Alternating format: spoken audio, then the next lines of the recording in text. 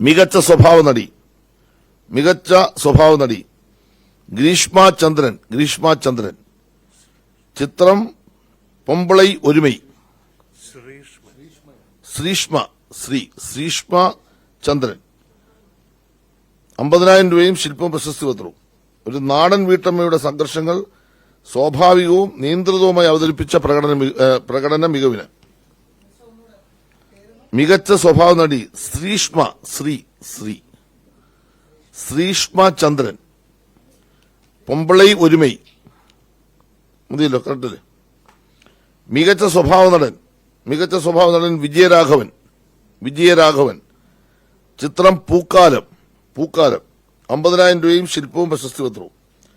പ്രായാധിക്യമുള്ള കഥാപാത്രത്തിന്റെ വളരെ സൂക്ഷ്മമായ ഭാവങ്ങൾ ആദ്യാവസാനം നിലനിർത്തിക്കൊണ്ട് അവതരിപ്പിച്ച അഭിനയ മികവിന്. ഇവിടെ പറയണോ? മികച്ച നടി രണ്ടാളുകളാണ്. ഒന്ന് ഉർവശി. 2 ബീന ആർ ചന്ദ്രൻ. ചിത്രങ്ങൾ 1 ഉള്ളൊഴുക്ക്, 2 തടവ്. 50,000 രൂപയും ശില്പവും പ്രശസ്തി പത്രവും. തുലനം ചെയ്യാൻ പറ്റാത്ത മനുഷ്യാവസ്ഥകളുടെ 2 വശങ്ങളെ അവിസ്മരണീയമാക്കിയതിന് ഈ അവാർഡ് 2 പേർക്കായി പങ്കിടുന്നു. ഒന്ന് മകന്റെ മരണത്തെ തുടർന്ന് പുത്രവധുവുമായി ഇണങ്ങിയും പിണങ്ങിയും ആത്മബന്ധം സ്ഥാപിക്കുന്ന കഥാപാത്രത്തിന്റെ സംഘർഷഭരിതമായ ഭാവാവിഷ്കാരത്തിന്. 2 ദാരിദ്ര്യത്തിലൂടെയും രോഗപീഡനത്തിലൂടെയും കടന്നുപോകുന്ന സ്ത്രീ ജീവിതത്തിന്റെ വിവിധ ഭാവങ്ങൾ അനായാസമായി അവതരിപ്പിച്ചത്. മികച്ച നടൻ പറയല്ലേ? പൃഥ്വിരാജ് സുകുമാരൻ.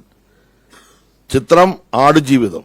1,00,000 രൂപയും ശില്പവും പ്രശസ്തി പത്രവും. ജീവിതത്തിന്റെ പരീക്ഷണഘട്ടങ്ങളിൽ പെട്ടുപോയ ഒരു മനുഷ്യന്റെ അതിജീവനത്വരയും നിസ്സഹായതയും അതിനുശേഷമുള്ള ശരീരഭാഷയും തന്മയത്വത്തോടെ അവതരിപ്പിച്ച പ്രകടന മികവിന്. മികച്ച സംവിധായകൻ ബ്ലസ്സി. ചിത്രം ആടുജീവിതം.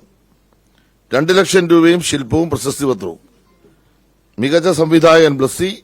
ചിത്രം ആടുജീവിതം.